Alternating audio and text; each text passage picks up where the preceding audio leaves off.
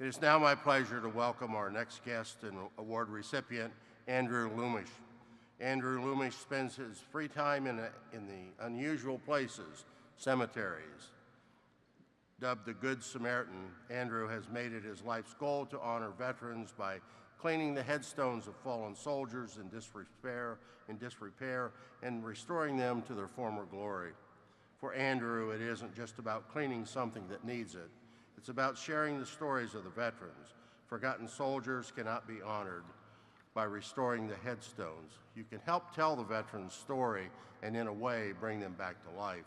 He has spent the last 5 years attempting to return honor and dignity to the graves of fallen heroes, and to date has now cleaned more than 500 monuments. I'm proud to present to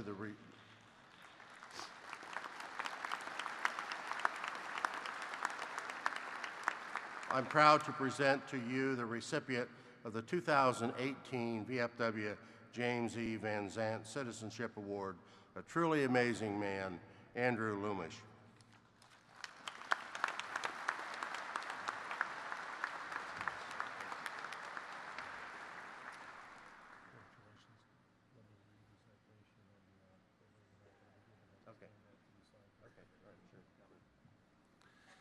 James E. Van Zandt Citizenship Award and citation awarded to Andrew Lumish in spirited recognition and lasting appreciation for his unwavering commitment to restoring honor and dignity to the graves of all those who have lost their lives serving in America's armed forces.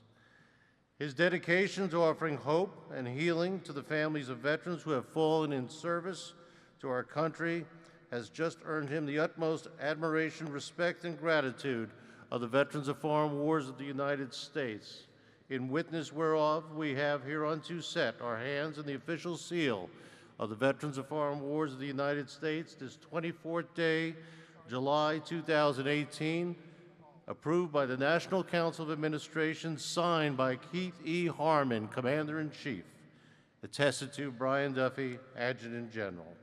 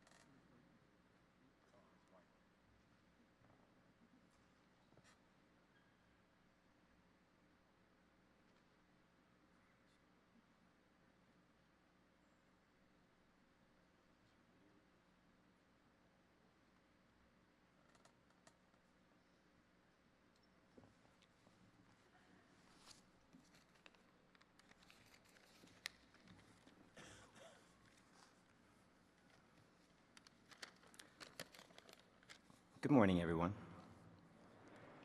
Thanks for coming out. It's really early.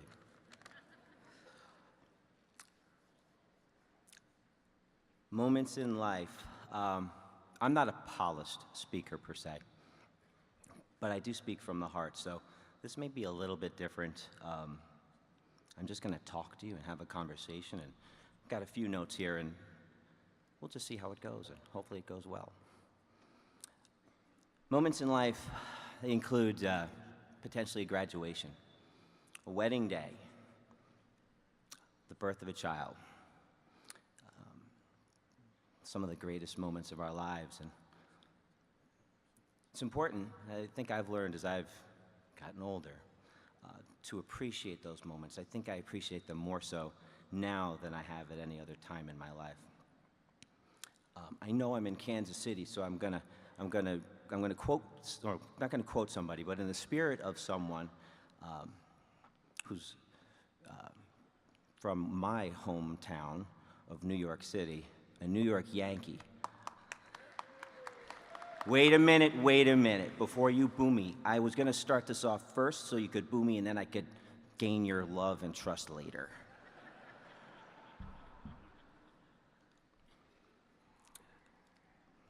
Lou Gehrig, on July 4th, 1939, 79 years ago. I understand what it meant to him when he said on this day he considered himself the luckiest man on the face of this earth. Today, I consider myself one of the luckiest men on the face of this earth. The honor that I'm receiving today, it's unspeakable. It's difficult to describe. I'm so appreciative of all of the men and women of our military and the members, the men and women of the VFW. I'm so appreciative of everything that you do, and to think of honoring me, it's just hard to believe, and I'm very, very appreciative. I want to give a few thanks to all of you first and foremost. Secondly, I want to, my parents aren't here, a lot of my family isn't here, but I do want to think of my father today. My father served in the United States Air Force.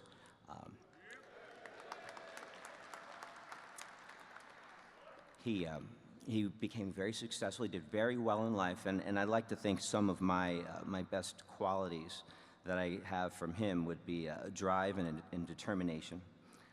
And of course, I have incredible stubbornness, definitely something that I gained from my father. My mother, empathy, value of being humble, incredibly important, and I've learned from that, and I think I've evolved into becoming a more empathetic person to people in my life. And of course, she also passed on my incredible stubbornness. My son's mother, they keep me grounded.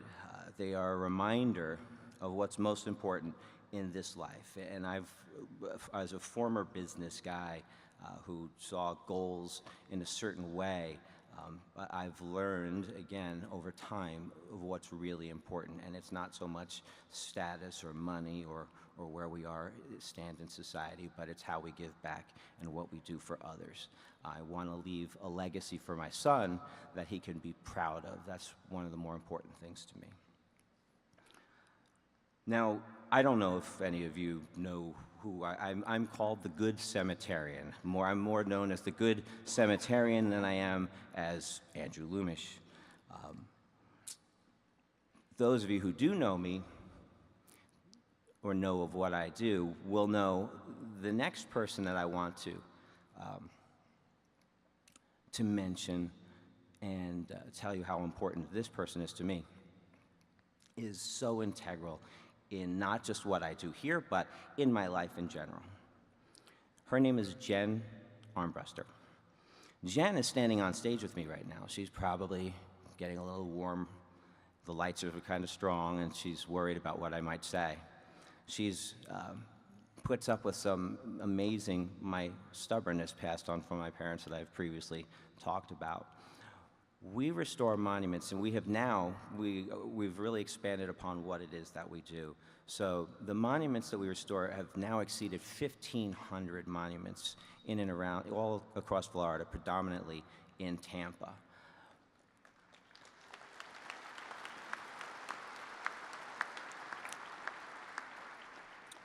It began as, and I'm going to go into the journey, I'm just going to touch on it because I want to talk about Jen real quick. It began as restoring monuments, and I'll tell you why as I get a little further along here. But then it evolved pretty quickly that I wanted to tell of each person's story. I wanted to delve into their genealogical background and find out who they were, what they were all about, what was most important to them, their lives, their families, their children, their successes, their failures. So we tell of all of that story, but none of that would be possible because Jen does the genealogical research and helps me to tell of their stories. Jen spends countless, endless hours researching so that when we share a restoration and story, you'll see a before photograph of what the monument looked like before, and you'll see a brand new monument of someone who may have served for one of the early Seminole Wars, the Second Seminole War, or the Civil War, or the Spanish-American War. And you read that story, but we won't we won't share anything until that story is ready to go. And she is so passionate about programs that we are, developing and bringing to the forefront in honoring veterans, not only of the past, but to all of you who serve or served. And so her passion, she may be more passionate than I am, and I want to give her a moment to shine. So, Jen, would you stand up?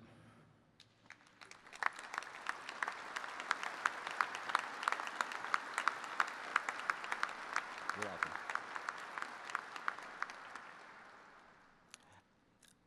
I get a lot of credit, and I wanted to make sure that everyone was that recognizes Jen, because she's an equal to what it is that I do. She's fantastic, and don't know what I would do without her. So thank you, Jen. I have many friends who have served and currently serve in every branch of the military. One in particular, he's at the forefront of what I do. I tell different stories about why I got into creating the Good Cemetery and doing what I do. And at first I didn't want to talk about it. I kind of made some stories up. I said, I noticed a problem and I wanted to fix it, which is actually true. But there's someone who's important to me, a great friend who worked with me side by side for many years. Didn't feel comfortable having a conversation or conversations with family members. And he wanted to talk to me, and he made it really clear that he had stuff going on in his world, and he felt comfortable describing challenges he was having in his life. So he would come in every day, and he was another Air Force veteran, 12 years served, and he served 3 tours in Iraq. And he would tell me all the things going on in his world, and I tried to be neutral, like Switzerland for him, because I didn't want his wife to hate me, so I would try to give him advice that would provide him with solutions he may not have thought of.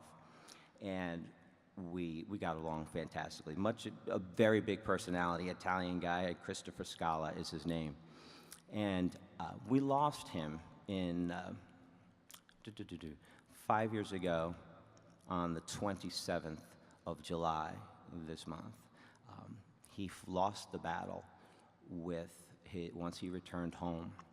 And I always think of what he would talk to me about, and that day, I wasn't that person to him. He didn't confide the things that were going on in his world, so I carry that and honor him every day, every time that a restoration is completed. So he's important. He's so integral in what we do, and again, he's such an important part of my life and why I do what it is that I do.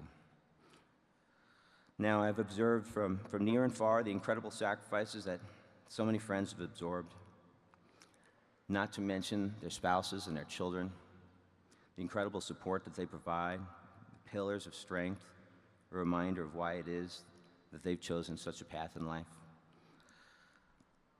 Today, society, we often value heroes. So you think about heroes, and I used to be a big sports guy. You guys booed me for the Yankees earlier. I like the Yankees, but not like I used to. My heroes aren't Derek Jeter anymore. They're not. That's not who my heroes are. My heroes are those who have chosen to serve their country.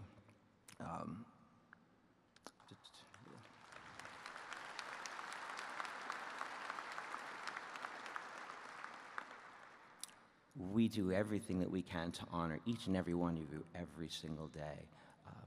It's so important to us. Again, we do what we're mostly known for is honoring the past, but we really do honor the present. There's a popular saying in your first day of your freshman year in college. A lot of people say, you look to your left and you look to your right, and that person next to you is not going to be there by the end of the year. What does that have to do with anything that I'm saying right now? I thought about that saying, and then I look at this room. Now, if you look to your left and you look to your right, there's heroes standing and sitting beside you right now, you are all heroes. You are what makes this country what it is. You represent everything that's right in this country, and to ensure that you are recognized is it's so important to me and to so many others. But I look around, and you should look at one another, and you already know this. You're a part of a very special fraternity, and I look and I am in awe of each and every one of you. You are the true heroes, not our sports heroes, not our entertainers and singers and dancers that make millions of dollars. That's not what our heroes are. That's not what we should emulate. Each of you are the fabric of our society in the United States of America. So that's who I look to as heroes, and I try to teach others younger people especially, to let them know that your sports stars, they're great forms of entertainment, but your heroes walk amongst you each and every day.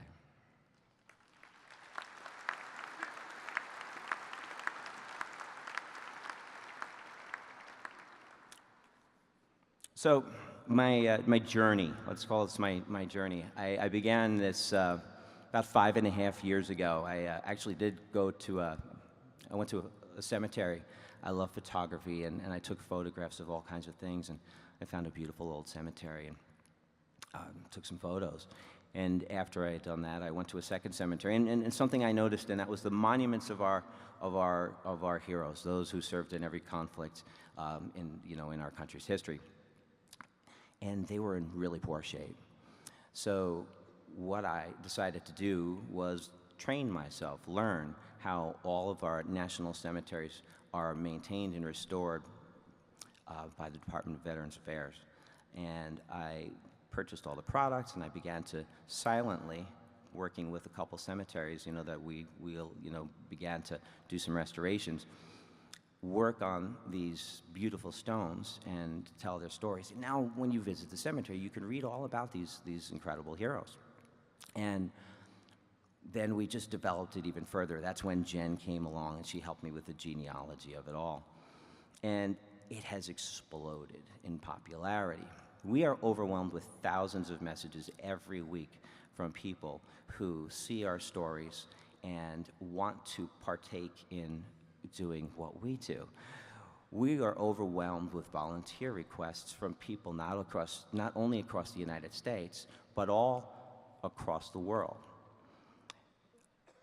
We get videos and photographs of children that either want to complete or have completed restoration projects, and it's the opposite of what we often hear about our current youth of today's society.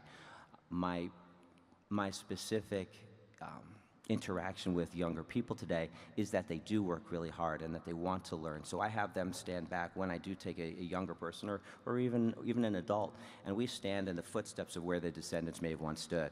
And we talk about their service to the country, we talk about the time in which they lived. So right now we are developing more programs to expand upon what we do so that we can honor the requests of the thousands and thousands of people who want to take this on and restore the cemeteries all across the country. So in 2017, we have a very young nonprofit that we began. So it's growing more and more, and we are providing and have provided guidance and products so that people can do what we do, so that they can honor their veterans in their local areas. So we're really excited about that. But in addition to that, we have developed some new programs where we are donating time and money to vetted organizations who support veterans with PTSD who came home, and they are organizations that help integrate them back into society and make their lives more full. We work with a variety of different organizations, and they've been very helpful to some of the great people that we've worked with and we've been honoring. And we also work with Gold Star families, so we do things to honor those same Gold Star families. So that's what we do.